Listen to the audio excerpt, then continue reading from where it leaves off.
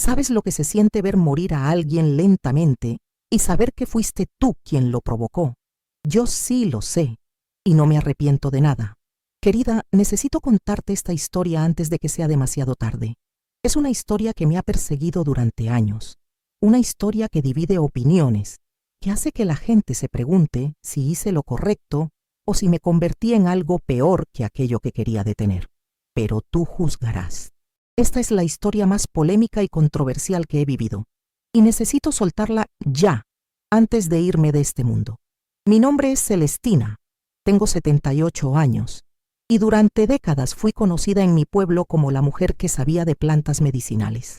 Mi abuela me enseñó desde niña los secretos de las hierbas, cuáles curaban y cuáles podían hacer otras cosas. Nunca pensé que ese conocimiento me serviría para lo que hice. Todo comenzó hace 15 años, cuando mi cuñada Florencia enviudó. Su esposo, mi querido hermano Aurelio, murió en un accidente de trabajo, dejándola sola con 3 niños pequeños. Matías, de 12 años, Camila, de 9, y el pequeño Sebastián, de apenas 6. Al principio, todos en la familia tratamos de ayudarla. Era natural, ¿no? Una mujer sola con 3 criaturas necesita apoyo. Pero Florencia siempre fue particular. Desde que se casó con mi hermano, noté algo extraño en ella. Era demasiado controladora, demasiado fría con los niños. Aurelio me decía que era su manera de ser, que venía de una familia muy estricta. Yo callé, como una tonta. Debía haber hablado desde el principio. Después del funeral, Florencia cambió completamente, o tal vez solo mostró su verdadera cara. Los niños, que antes eran alegres y traviesos, se volvieron silenciosos, asustadizos. Cuando venían a visitarme, se quedaban pegados a mí como si no quisieran irse nunca. La primera vez que vi las marcas fue un domingo. Matías, el mayor, se remangó la camisa para ayudarme en el jardín y vi los moretones en sus brazos. Eran marcas de dedos, como si alguien lo hubiera agarrado con mucha fuerza. «¿Qué te pasó, mi amor?», le pregunté. «Me caí de la bicicleta, tía Celestina», me respondió, pero no me miró a los ojos. Esa noche no pude dormir. Algo me decía que esos moretones no eran de ninguna caída. Pero ¿cómo acusar a una madre de lastimar a sus propios hijos sin pruebas?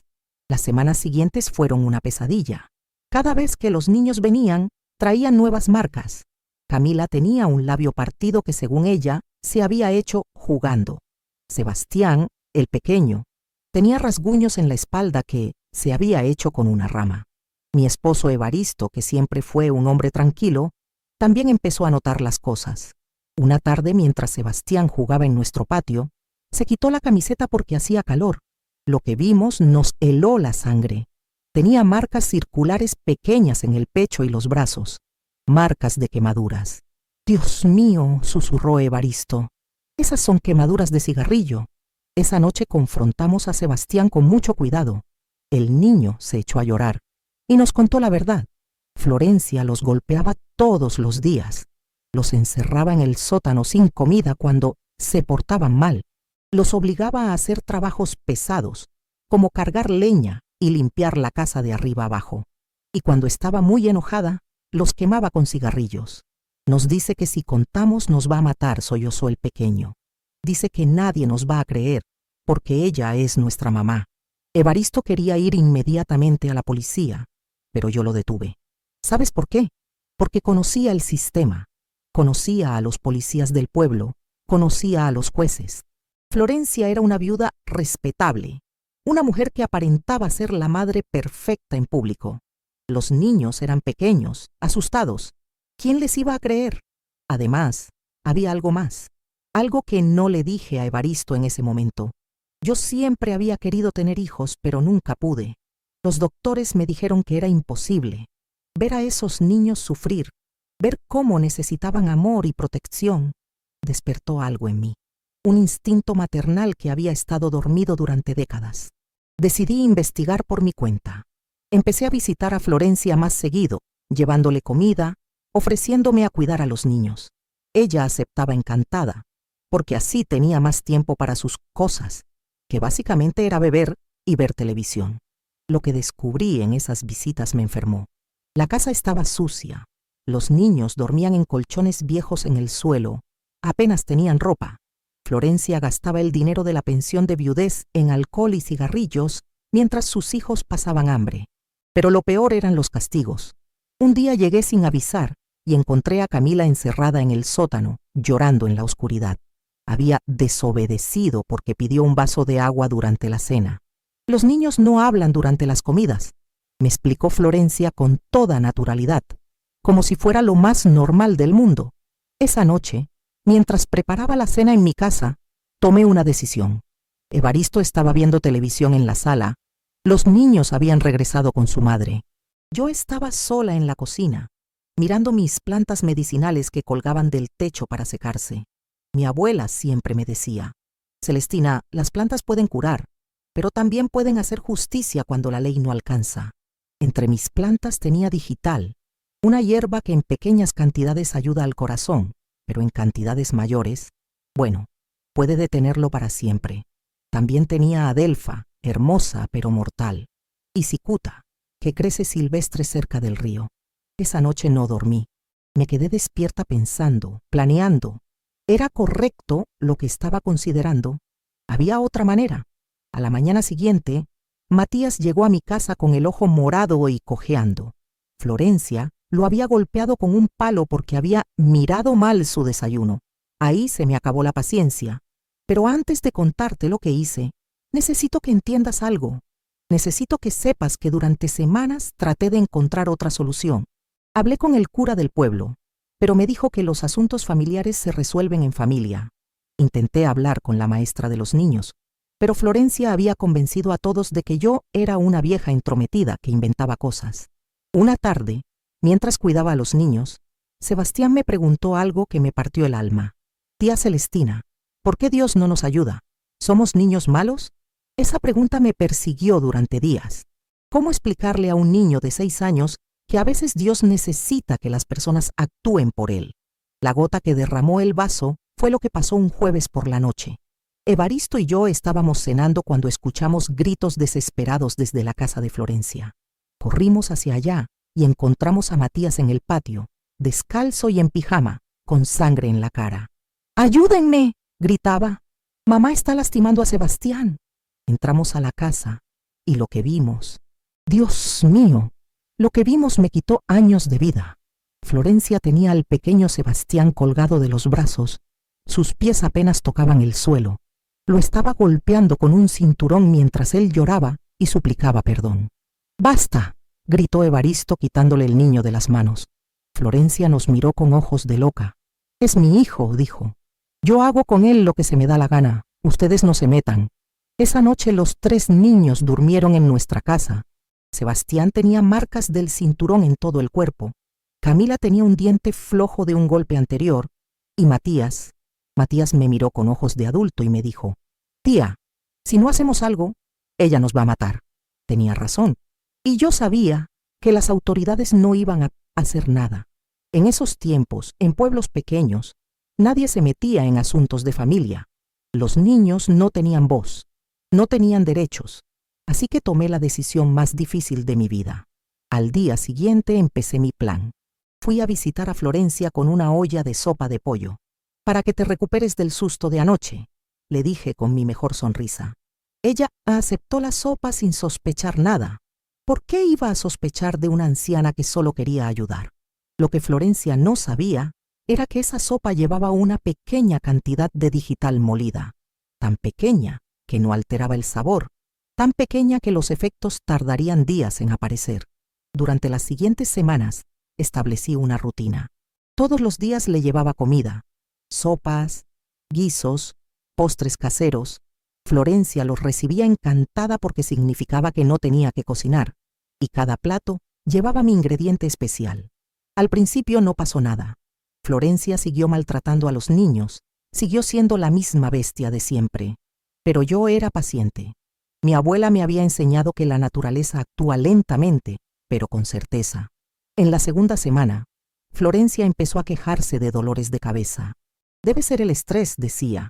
Yo asentía con preocupación y le llevaba té de manzanilla, con un poquito más de mi medicina especial. En la tercera semana las náuseas comenzaron. Florencia vomitaba por las mañanas y se sentía débil. Tal vez estoy embarazada, bromeó una vez. Yo me reí con ella, pero por dentro pensaba, ojalá fuera solo eso. Los niños empezaron a pasar más tiempo en mi casa. Florencia estaba demasiado enferma para cuidarlos adecuadamente, así que yo me ofrecía a ayudar. Evaristo estaba feliz de tenerlos cerca. Siempre había querido ser abuelo. Fue durante esas semanas que algo inesperado pasó, algo que cambió todo. Una tarde, mientras Florencia dormía su siesta de enferma, decidí revisar su casa para ver si había evidencia del maltrato que pudiera usar con las autoridades. Lo que encontré en su habitación me dejó helada. Debajo de su cama había una caja de zapatos llena de fotografías. Fotografías de los niños, pero no fotografías normales. Eran fotos de los moretones, de las heridas, de los niños llorando. Florencia había estado documentando su propia crueldad, como si fuera un trofeo. Pero eso no fue lo peor. Lo peor fue el diario que encontré junto a las fotos. Un diario donde Florencia escribía detalladamente cada castigo, cada golpe, cada momento de sufrimiento que les causaba a sus hijos. Y al final de cada entrada escribía lo mismo. Se lo merecían. Había una entrada que me marcó para siempre. Hoy quemé a Sebastián con el cigarrillo porque se orinó en la cama. Lloró mucho, pero tiene que aprender. Los niños débiles crecen siendo hombres débiles. Su padre era débil, por eso murió. Yo los voy a hacer fuertes aunque me odien. Esa noche no pude dormir. No por remordimiento, sino por rabia. Rabia de saber que Florencia disfrutaba lastimar a sus propios hijos. Rabia de saber que lo veía como algo bueno, algo necesario. Al día siguiente aumenté la dosis. En la cuarta semana Florencia ya no podía levantarse de la cama. Tenía vómitos constantes, temblores, dificultad para respirar. El doctor del pueblo dijo que parecía una enfermedad del corazón. Algo hereditario, tal vez. Qué extraño, le dije al doctor. Su esposo, mi hermano, murió tan joven también. Tal vez sea algo de familia. El doctor asintió. Era un hombre mayor, cansado, que no hacía demasiadas preguntas. En pueblos pequeños la gente se enferma y muere, y no siempre hay explicaciones complicadas. Los niños prácticamente vivían conmigo ya. Florencia apenas podía hablar, mucho menos maltratarlos. Por primera vez en meses los vi sonreír. Matías empezó a ayudarme en el jardín. Camila aprendió a cocinar conmigo y Sebastián se pegaba a mí como si fuera su verdadera abuela. Una noche, mientras Florencia agonizaba en su cama, Sebastián me preguntó, «Tía Celestina, ¿mamá se va a morir?» Lo miré a los ojos, esos ojos que habían visto tanto sufrimiento, y le dije, «A veces, mi amor, las personas malas se enferman porque el mundo necesita proteger a los niños buenos». Él asintió, como si entendiera perfectamente. Pero entonces pasó algo que no esperaba, algo que me hizo cuestionar todo. Una madrugada, mientras cuidaba a Florencia en sus últimos días, ella despertó con una lucidez extraña. Me miró fijamente y me dijo, «Celestina, sé lo que estás haciendo». Se me heló la sangre. «No sé de qué hablas, Florencia. Estás delirando por la fiebre». «No estoy delirando», susurró con voz ronca. «Sé que me estás envenenando. ¿Y sabes qué? Me alegra». «¿Qué?» «Me alegra porque significa que alguien más ve lo que yo veo. Esos niños son demonios, Celestina. Son malvados, manipuladores. Me han estado mintiendo sobre mí, inventando historias para que tú me odies». Por un momento dudé. ¿Y si Florencia tenía razón? ¿Y si los niños habían exagerado? ¿Y si yo había cometido un error terrible? Pero entonces recordé las fotografías, el diario, las quemaduras de cigarrillo en el cuerpo de Sebastián. No, Florencia estaba tratando de manipularme incluso en su lecho de muerte. «Los niños no mienten sobre el dolor», le dije. Florencia sonrió con una sonrisa horrible. «Tú no sabes nada, Celestina. Cuando yo muera, vas a descubrir quiénes son realmente esos niños y te vas a arrepentir de haberme matado». Esas fueron sus últimas palabras coherentes. Murió 2 días después, una madrugada de octubre, mientras yo sostenía su mano y fingía llorar por ella. El funeral fue pequeño. Florencia no tenía muchos amigos, y los pocos que tenía no sabían realmente cómo era. Todos hablaban de la pobre viuda que había muerto tan joven, dejando a sus niños huérfanos. Los niños lloraron en el funeral, porque a pesar de todo, era su madre. Pero esa noche, cuando estábamos en casa, Matías me dijo algo que nunca olvidaré. Tía Celestina, por primera vez en mucho tiempo no tengo miedo de ir a dormir. Los trámites de adopción fueron sorprendentemente fáciles. Evaristo y yo éramos los únicos familiares cercanos. Teníamos una casa estable, ingresos suficientes. Los servicios sociales hicieron algunas visitas de rutina, pero los niños estaban claramente mejor con nosotros. Habían ganado peso, sonreían, iban bien en la escuela. Durante los primeros años, todo fue perfecto. Los niños crecieron sanos y felices. Matías se convirtió en un joven responsable, Camila en una adolescente brillante y Sebastián en un niño alegre que había olvidado sus pesadillas. Pero conforme pasaron los años, empecé a notar algo. Los niños, especialmente Matías, empezaron a hacer preguntas sobre la muerte de su madre. Preguntas incómodas. Tía Celestina, me dijo un día cuando ya tenía 20 años, he estado pensando en mamá. ¿No te parece extraño que se enfermara tan de repente? Siempre fue muy fuerte. Las enfermedades del corazón son así, mi amor, le respondí. Pueden aparecer de la nada. Pero vi la duda en sus ojos. Fue entonces cuando cometí mi error, un error que me persigue hasta hoy. Una noche, después de unas copas de vino, le conté a Evaristo la verdad, todo. Las plantas, el plan, las semanas de envenenamiento lento. Esperaba que me entendiera, que viera que había hecho lo correcto para salvar a los niños. Evaristo me miró con horror. Celestina, me dijo, eres una asesina. Soy una protectora, le respondí. Salvé a esos niños. Los salvaste convirtiéndote en algo peor que ella. Esas palabras me dolieron más que cualquier golpe. Evaristo nunca volvió a verme igual.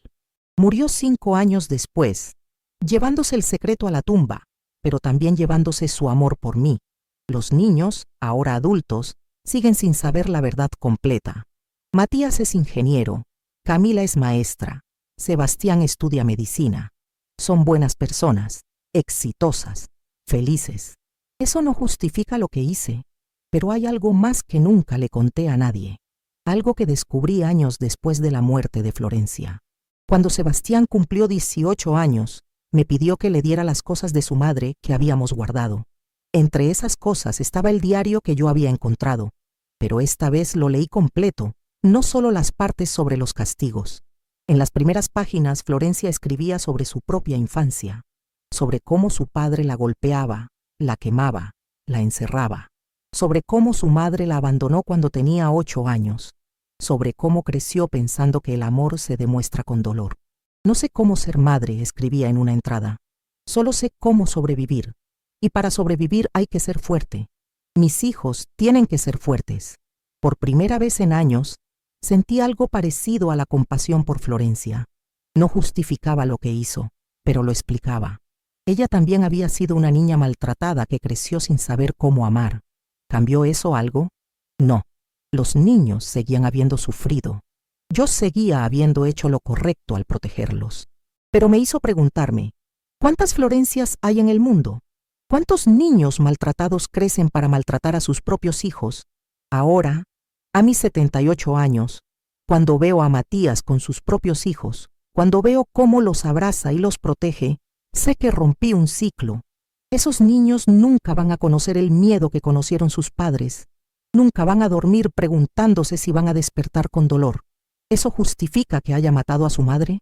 Tú decides, porque hay algo más que necesito confesar. Algo que tal vez cambie tu opinión sobre mí.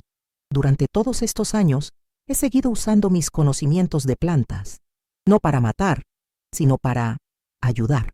Cuando la señora Remedios del pueblo me contó que su esposo la golpeaba todas las noches, le preparé un té especial que lo hizo impotente para siempre.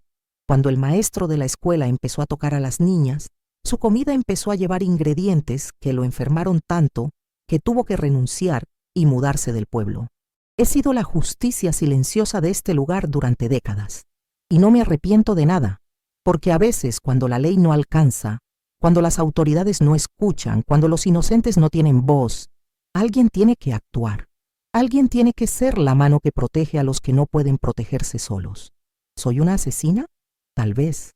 ¿Soy una protectora? También. ¿Soy una mujer que hizo lo que tenía que hacer? Absolutamente. Los niños que salvé ahora son adultos exitosos y felices. Tienen familias propias, carreras prósperas, vidas llenas de amor. Matías me llama todos los domingos. Camila me trae a sus hijos para que los cuide. Sebastián me dice que cuando termine medicina va a especializarse en pediatría para proteger a otros niños como él. ¿Eso no vale una vida? La vida de una mujer que torturaba a sus propios hijos no vale menos que la felicidad de 3 inocentes.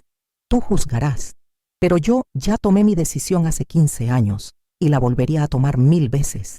Porque al final del día, cuando me voy a dormir, no escucho los gritos de Florencia agonizando. Escucho la risa de Sebastián jugando en el jardín. Veo la sonrisa de Camila cuando me enseña los dibujos de sus hijos. Siento el abrazo de Matías cuando me dice que soy la mejor abuela del mundo. Eso es lo que me da paz. Eso es lo que me permite dormir tranquila cada noche. Y si mañana apareciera otro niño maltratado en mi puerta, si mañana descubriera que alguien está lastimando a un inocente, haría exactamente lo mismo. Porque hay cosas más importantes que la ley. Hay cosas más importantes que la moral. Está la protección de los inocentes, y por eso no me arrepiento de nada. Querida, si has llegado hasta aquí, si has escuchado toda mi historia, te pido que hagas algo por mí. Dale me gusta a este video si crees que hice lo correcto, o déjame un comentario si piensas que me equivoqué. Pero sobre todo, suscríbete a este canal apretando el botón negro que dice suscribirse. Necesito saber que hay gente que entiende que a veces hay que ensuciarse las manos para limpiar el mundo. Y si tú has vivido algo similar, si conoces a algún niño que esté sufriendo, si tienes una historia que necesitas contar, escríbeme. Todos los días estoy aquí, esperándote con nuevos relatos que te van a dejar sin aliento. Perdón si este video ha sido muy largo, pero estas historias hay que contarlas al detalle. Necesitaba soltar todo esto ya. Necesitaba este desahogo. Gracias por acompañarme hasta el final, por escuchar la confesión de una anciana que hizo lo que tenía que hacer. Y recuerda, a veces la justicia no llega sola, a veces hay que ir a buscarla.